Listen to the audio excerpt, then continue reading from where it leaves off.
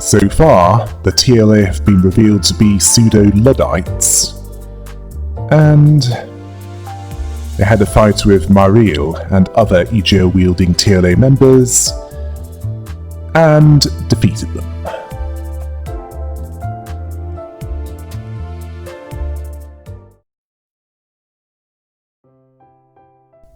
They walked into the screening room, despite the efforts of the TLA, and then Sinclair noted that it was too dark to see in there, asking what that was in the same room as them. What it was, Dongrang observed that it's been stopped for a moment because of the most recent terrorist attack. Samjo added that it was intruders that might come up. That was the cause of this, so Director Alfonso ordered the halt of the operation for the moment. Dongrang found this unacceptable, as the losses caused in that brief moment would be tremendous. I think the loss of profits, it's the least of K-Corp's problems right now. Rodia wanted to know what that thing was as well. Dongrang then answered that it cries in their stead, so he always looks at it with gratitude and pity. Well, that's true, but not for, non-self-serving reasons. Then someone said that this was what Rand told her about. And this was the voice of someone that they were desperately looking for, and they were barely able to see it, as some kind of translucent veil seemed to drop as she rose. Dong Baek was looking at them. Dong Rang was wondering how she got there, and now he knows the answer. Basically, the reason why security was so easily breached, and how they kept losing track of her, and how she kept vanishing. She had a veil, asking why he couldn't think of something so simple sooner. Heathcliff was confused as to what this veil was supposed to be, annoyed by them talking about things only they know. Ishmael commented that he might be able to live in the city, but is more of a thug than a fixer. Faust then said that most struggle to figure out or understand where technology comes from, so they give up and basically say, "Right, it works," pretending to know to make life in the city more bearable. Then Ishmael drew their attention to Dong Baek, who was silent as this was being discussed. Dong Rang noted that it was an expensive singularity-based item, the veil, that only famous fixers, wing executives, or the rich classes could afford. And she was unlikely to answer him as to how she got it, even if he asked. That implies that one of the wings has a singularity that can either make you invisible or alter the perception of others in such a way that you could wear a colourful clown outfit and not be noticed, unless you actively make yourself noticed. As for fixers, that's likely referring to Grade 1 She Assassin... Grade 1C...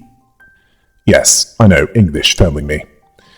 Grade 1 She Assassins. Well, it's easier to get close to your target if they can't see you. Dong Baek then asked if what she's seeing is the truth behind the regeneration ampules. Dong Rang confirmed this. It's the source of the ampules that she's intent on destroying. This was a shock to Samjo. Destroy? He asked her how many lives the ampules can save. Dong Baek understood the truth behind them. They don't just regenerate the body, as they can kill as easily as they can save. Samjo found this hard to believe, as she was trying to suggest that the tears can kill people. Dong Baek basically said, You decided not to listen to me even when it's right in front of you. Samjo then decided to call her bluff, asking if she'll concede if he proves their safety by walking into that pool. Dong-bik questioned Samjo's decision. He told her not to slander Dong-rang with her baseless claims. Countless people have recovered from life-threatening conditions thanks to that technology. His neck broke while diving, but the regeneration ampule helped him to recover from the brink of death. It's one of the reasons why he applied for K-Corps as soon as he became an adult, but that's not the point.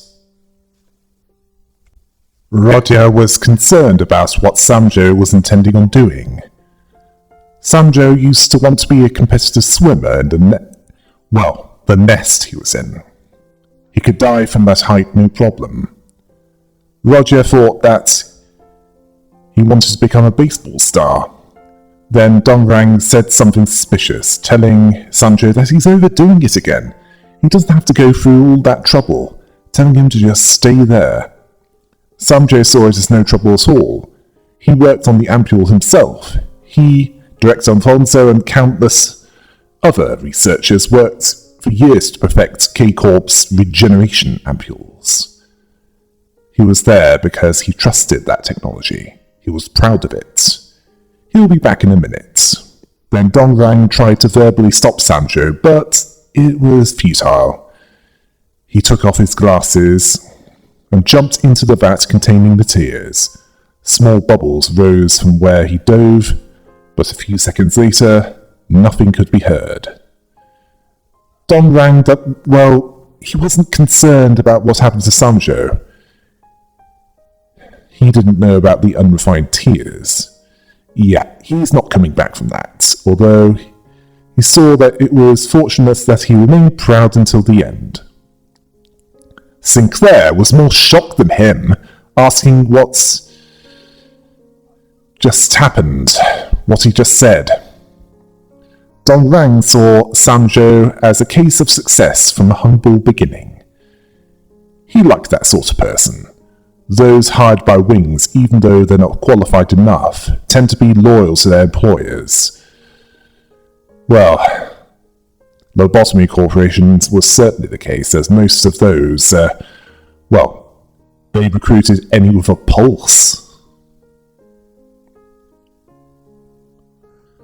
Heathcliff was surprised by this, asking if he was nest-born. Dong-rang then told the damned dozen, and Dante, that being born in a nest doesn't grant a free pass to the wings. Yisang was silent, remembering that Dong-rang practically reserved a place for him. Sinclair then asked why Samjo wasn't coming back. Yisang asked what the unprocessed liquid did. Dong-rang then explained that the tears functioned to revert things to how they were originally. Which is what the regeneration ampules were derived from after numerous refining processes. For example, if someone loses an arm, it regenerated because they remembered having an arm, and so the arm regenerated. The same applies to if they have a dent in their head. Gregor then asks about the people in the branch facility who died like insects. Yisang understood that they were under trance by repeatedly playing a voice that says, "You are a bug," in a sealed and otherwise silent room. It would be installed in the subconscious. Dong-rang confirmed this, as it's more effective with the refining and diluting of it with ideas from human concepts. But when a drop of a tear lacks any kind of interpretation or concept touches someone, they'll be reverted all the way back to the original form of humanity. Gregor wanted to know what that meant. Dong-rang then corrected himself by saying that it helps you to go back to that state, likely referring to single-celled bacteria. Well, it tries to, but it doesn't seem to be capable of making a person get to that state fully. It removes pain, but then he saw it as no consequence. He then asked if Dong-bik was satisfied. She was right. Samjo reverted to the original form of humanity in the vat of tears, congratulating her, asking her well, what she really wanted. She wanted the singularity, to permanently destroy it and everything related to it by using the concept incinerator. Ah yes, that. We know what that does, don't we? Dongrang asked her if she'll use it again. He asked her, say that she does succeed in returning everything to an age of nothingness. What comes next? Go back to the basics of survival? Is that the life she wanted? Mourning the lost lives of trees and animals that she killed? He sees her attitude as one of a primitive amateur, asking if that's what she really wanted. She saw him as one that asked stupid questions in the past, and he's still doing that now. She's using vile technology, ironically, as tools to get rid of their creators. None can remain in the future that they envision. It's so that they can be free from the obsession with survival. Dongrang saw her as one that doesn't envision a future. She just didn't want to let go of the past. Yi Sang told them to both stop. He doesn't want old feuds repeating before his eyes. Dong Big noticed that he looked fine. Gregor noting that she said this like she was relieved, asking if she wanted him. Then Dong Big said yes, she wanted him to die. But she knew that he wished the same. He didn't resist when it dug into his heart. She saw it as unpleasant, as it felt like she was doing him a favor. Yi Sang was silent, implying that she's not wrong.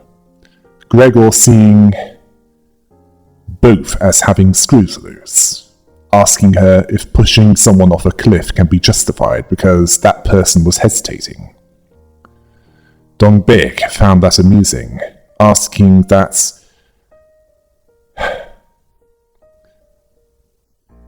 well, if they heard it from Yi Sang. Yi Sang had no words to say. Dong Big saw that conversation is over, and she glad that it was. She then changed into the sun shower EGO derived from the drifting fox abnormality. She'd take the opportunity to kill 2 of her old companions with her own hands.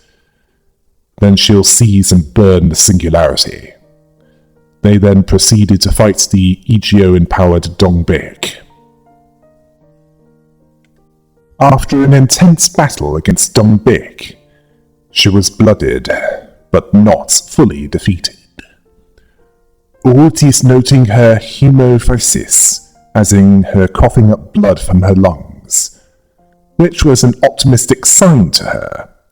Faust observing that even with the repeated training with grip-off deterrents, abuse of EGO will still push the user's body to the limits. Dongrang asking if she'll return the golden bar. He was supposed to hand it over to his guests. Signed in some complicated contract with several rubber stamps, so he can't go back on his word. Dong Big was amused that he's still proudly boasting his ignorance.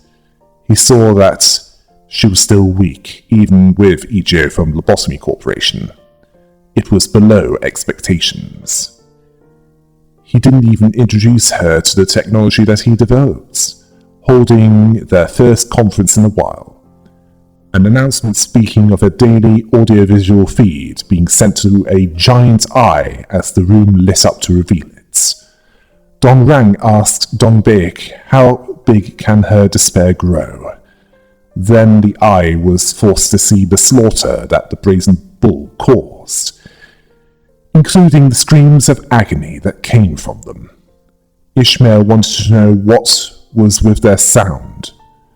Gregor remembered their battle with that abnormality.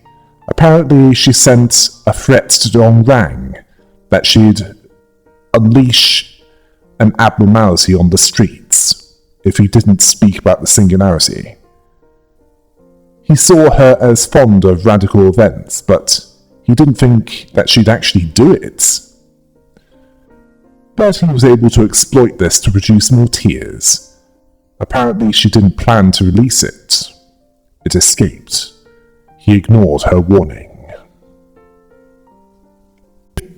If he responded there, that'd be admitting that their lab had been experimenting on abnormalities arbitrarily. Thankfully, Limbus company were near when that happened. This Ishmael off. That it was a part of his plan to have them run into the breached abnormality? He saw it as an experiment, rather than a plan. It could have failed, but he trusted that they'd make it through. He'd been observing them for longer than they think. He's been a fan for some time. Then we saw footage of their fight against the Hammer and Nail. Specifically, Chroma, she was tormenting Sinclair. He was still pained by this, even though Chroma was dead. Dong Rang noted that they generated record tears that time as well. It played a significant part in securing the award. Oh, so to generate tears you need to reenact a scene from A Clockwork Orange? He then revealed that he was the one that allowed N-Corp to attack Ko, seeing them as not the best people, but this was all to procure a fresh audiovisual feed. Rodia understood this much. How they could get away with cruelties inside a nest. Mesot saw this as what this deal entailed. Then Dong Rang spoke of his thoughts, remembering a certain fellow saying this. While Brother Yongji's glass window was innovative, it was simply too vast to freely wield, especially for a coarse man like him. Ah yes, the glass window, the same technology that was used to distort the orphans of the orphanage by the ring, that superimposed quite a few alternates. Although it's less stable than the mirror technology that Yi Sang developed. Dong Baek was silent. Then Dong Rang asked if that's her. Dong Baek asked what is it that he was. And then Dong Rang saw that there was never enough tears. Then again, for corpos,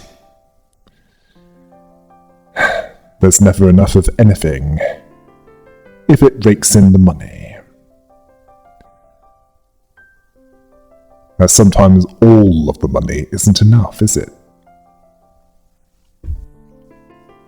Asking how many people suffered so that it would cry for them with no time to shut its eyes. Then we see a flashback into the sepia past. Yi Sang told the others that he only made minor modifications to Yongji's work, a reflection of any possibility in its unvarnished image. So he considered the name for it, Mirror. Well, we know where that would lead to. He intended this as a tool of entertainment, giving them more joy. Dong Baek realized this was why they've not been seen lately. Dong Rang was laughing about this, due to her talking ferociously when her eyes were full of curious twinkles. Dong Baek told Yi Sang to tell him to shut it. Dong Rang telling her to hide her astonishment of a child who tried ice cream for the first time on her face first. They were unable to hold their laughter. Exclamation of amazedness. Smiling at each other. Eyes glowing brighter than stars. Pure joy was theirs. He wanted it to remain a simple recreation. Dong Baek then told them to be quiet. They live on as they are, as if they know nothing. The glass window wasn't made for that kind of wicked degeneracy. Dongrang saw this as an important moment, telling her to mind her language, although he agreed that Yongji would have scolded him for that. Then he reminded her that they're no longer in the time when they used to cheer over toy-like inventions. The applause wouldn't be as loud with how few of them there was now. Dongbik was silent about this. Dongrang saw this as struggling to let go. She gives grand speeches about the evil of technology, but it's no more than a pretext she made up on the way to garner support, to reach her true goal, claiming to fight the vile technology, but she herself was pretty vile. Says the one who let N-Corp slaughter Ka, and exploiting the brazen bull attack. So it's okay when you do it. Talk about double standard. Their group took over the branch facility, where he was conducting research. She probably told her followers that it was to investigate the singularity, but it was to find pieces of technology to use as weapons. Like Egeo that Shirin couldn't have known about.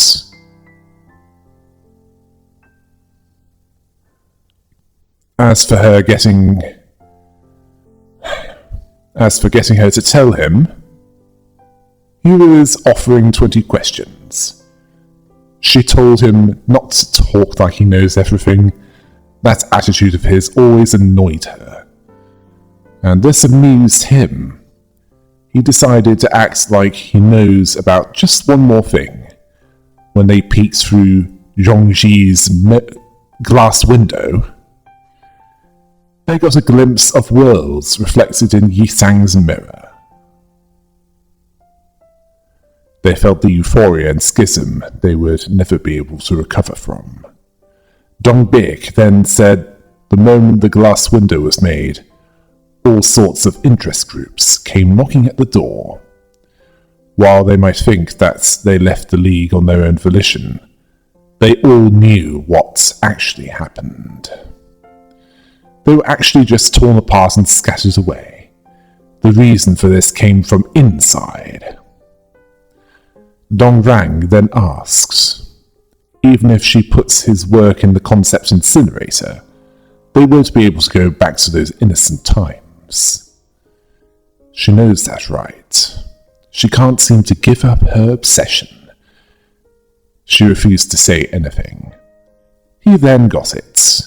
If someone was to discover the incinerated technologies again, other nameless fellows with other dreams, they would feel the same euphoria they once felt. That's what she wanted to happen. Since they couldn't return to the past themselves, she wanted to recreate it for the coming generations. He saw it as a cute and unique idea of hers. Then Sinclair noticed something off about Dongbik. Her body. She was muttering into emptiness as yellow plant growths appeared. She was talking to someone. She spoke of burying it. Deep in the sand. Hide them for someone to find. Someday. They didn't discover the technologies because they were better or had exclusive rights to it. She then said to someone that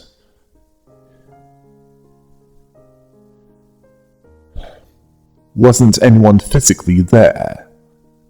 That they might be right. She fooled everyone, including herself, into working for her own goals.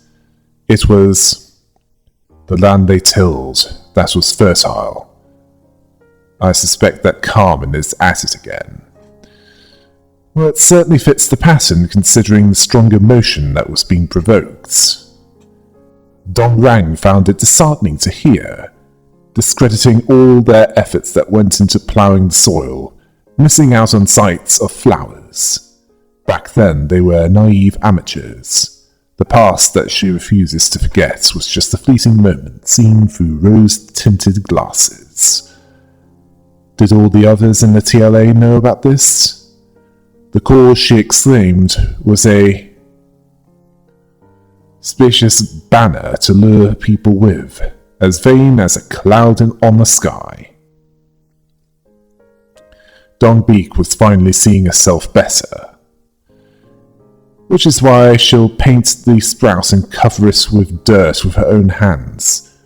Wasn't that right? The bud has fallen, and their fruit is long since withered. It must be covered in dirt again. Let other fruits be born. Roger asking if it was okay to just let her be. The mind doesn't work right when EGO was being used. Heathcliff was surprisingly perceptive. Dongrang was doing this on purpose, taunting her as much as he could. Brutus noting that this was intended to tire her out. Dongbek wanted to go back to the innocent times. Without them. Dongrang found it amusing. It's also embarrassing to her, as far as he was concerned. Heathcliff surprisingly telling him to keep it together. The sociopath not listening, as he sees himself as one that can shake her mind the most. And this is nothing new. Asking if he was right about that. Dongbek saw her mind blooming. She wished to be a bud, soon to burst into bloom, shrouded in scent all over her body, surrounding even if that was her own heart-wrenching path. Understood by none, she then fully manifested EGO, the spice bush, one that was truly hers. If Dongrang's intention was to make her distort, then despite his best efforts, he failed. Intending to leave behind a hollow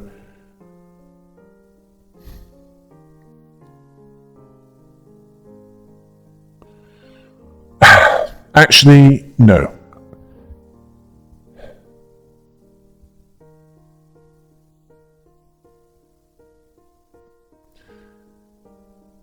This was intended to leave a morrow with strong and festive like fallen petals.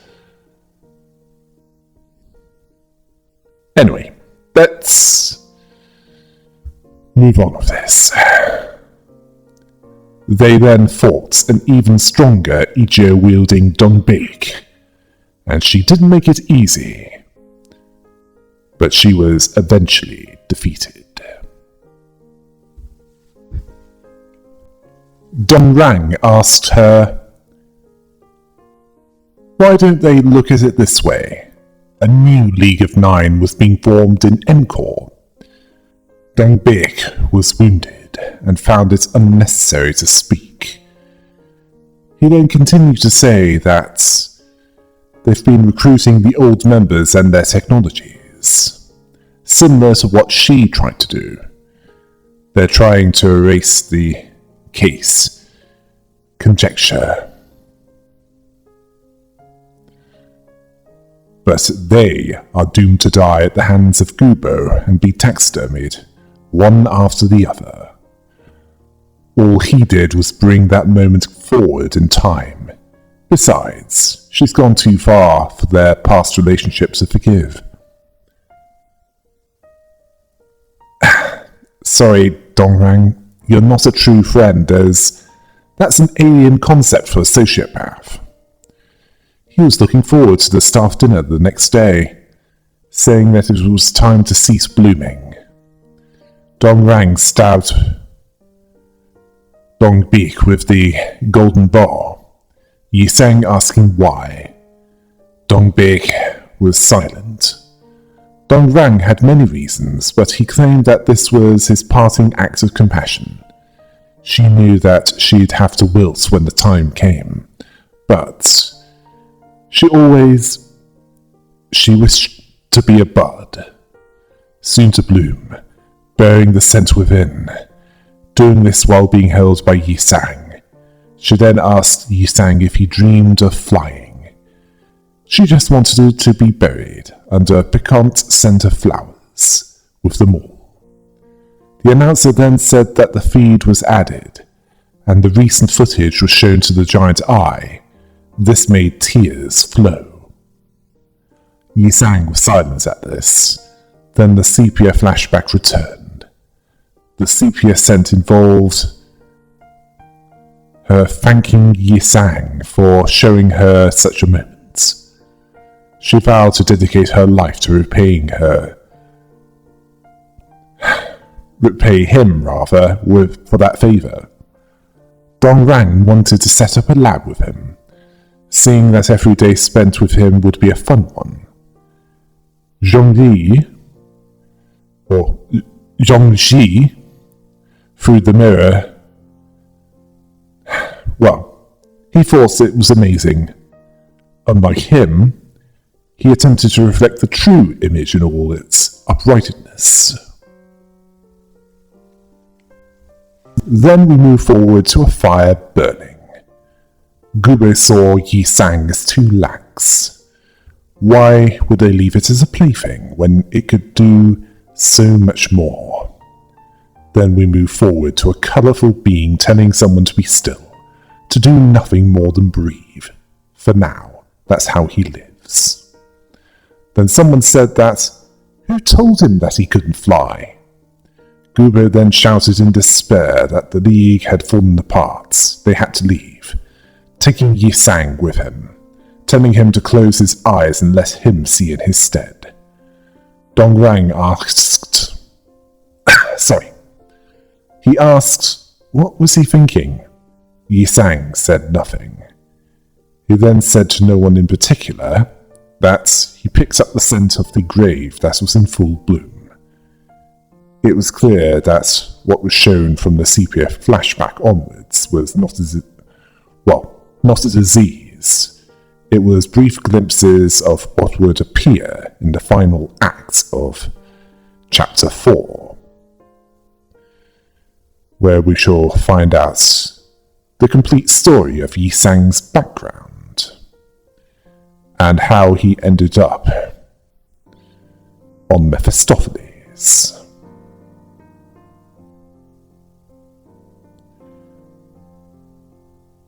He was apparently listed as the first of them, but we don't know the rest, at least not right now. But in Act 3, it shall be revealed. I promise you that.